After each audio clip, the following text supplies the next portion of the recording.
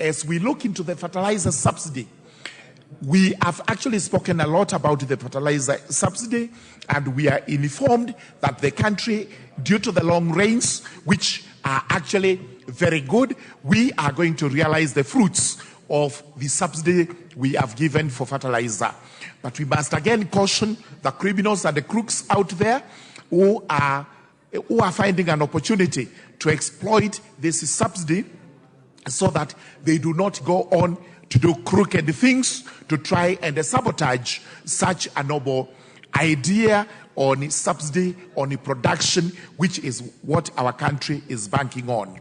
We have spoken about Article 223 of our Constitution, which allows the government to spend money on emergency without approval of Parliament.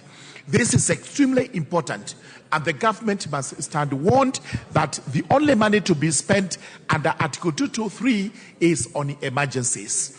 We've spoken about the emergencies of El Nino, the rains that we've been experiencing, the damage we have seen on our roads, on those who live near riverbanks, flooding and water view.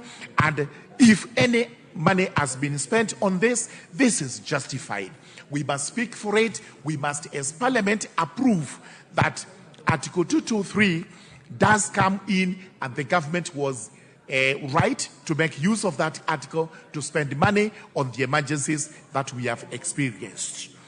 There are demolitions that are going on, and every member of Parliament, especially from Nairobi, is speaking passionately about it on riparian sections, those who live within reserved areas. However, again, we must repeat, the government must be cautious. These are human beings. They must be treated with the utmost dignity.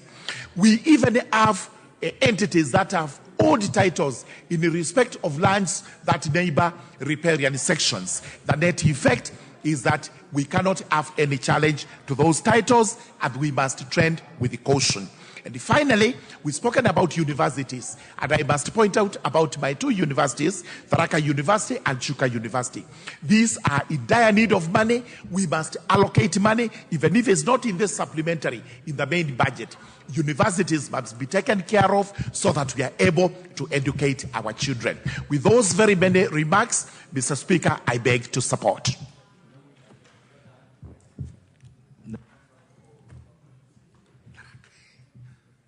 Tharaka. Hey, give him the microphone. Yes.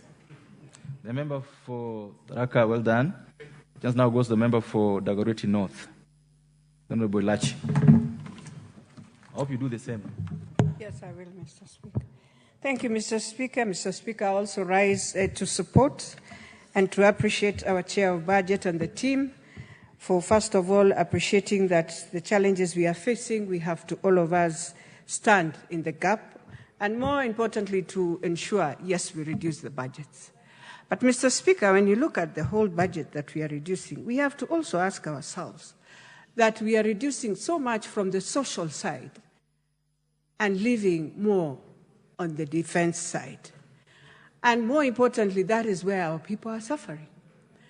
That you find it's in the social sectors, it's in education, it's in health, that we need to increase resources so that we see. Yes, I'll appreciate we have given our community health workers, our promoters. I will appreciate we are looking at KMTC, but also in our House of Parliament, Mr. Speaker. I think going forward, we have to ask ourselves, how many KMTCs do we have now? Can we try and now start working together so that students can just go across than still building new ones? Because those are some of the things, if we want to tighten our belt, then we have to tighten our belt in even building new schools. Instead of building new schools, why can't we look at the schools that we have and improve the infrastructure of those schools and see how children can go to those schools than every one of us wanting to build a complete new school? Yet we are saying we want to really work together. We want to ensure, because some of the schools you find now, you have 100 students and you have a whole school and you'll still need to maintain those schools to be better schools. And so, Mr. Speaker, today, even as we speak, and I want to speak for Nairobi, that indeed I know we have crisis of classrooms, we have all these challenges that are facing us. But for us, we also want to see that indeed we are improving academically. We have, yes, huge numbers of students in our schools, 5,000. And so even if I improve this school, I always know in the next 5 years, I have to look for maintenance. But we also must start to have a moral of ourselves in this house, to believe that we were given by Kenyans the opportunity and the privilege to do budgets for them. We cannot see our people all the time when we're doing finance bill budgets. They have started now feeling agitated. They are all over. They are in crisis. Nobody knows. Any entrepreneur who's a startup cannot understand, how do I start a business and how do I survive in an environment that is not conducive to do business as Kenya.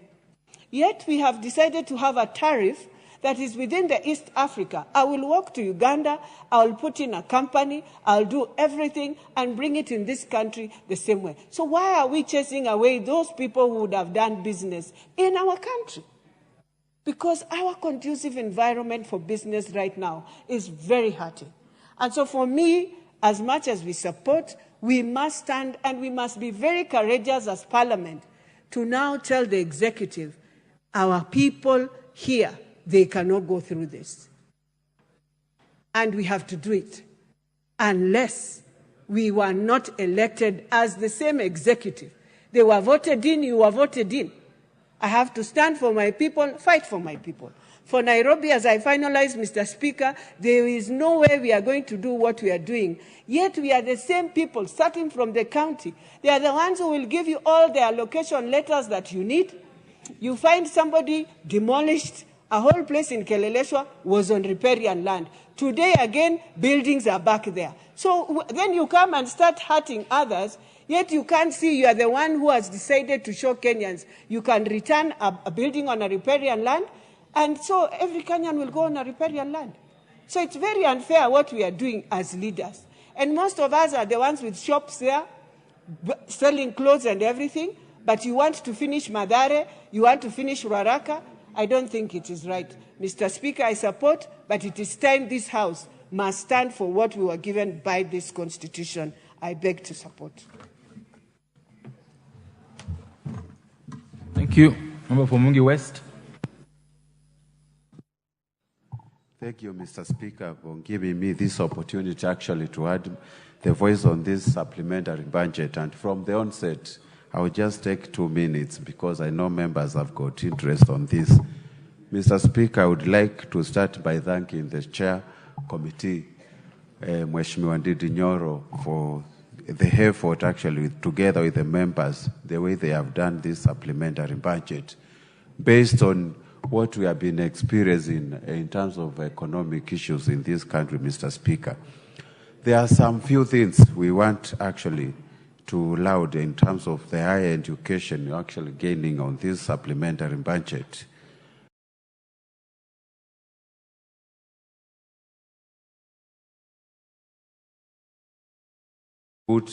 We have given them life, and we have noted there is increment in that aspect. The other issue, of course, is security, which has gained in terms of the National Police Services, and we are happy that when I read the speech of the President during Tharaka Day, there is optimism this current financial year, and indeed we have enhanced the fertilizer subsidy, and the sugarcane farmers are also going to gain in this supplementary budget. The issue of victims who experience the El Nino, and we are still experiencing El Nino in some parts of our country. Our people are still gaining on this. And more so, Mr. Speaker, for the welfare and the just government of the people, our bodyguards and drivers have gained in this supplementary budget. But Mr. Speaker, I am worried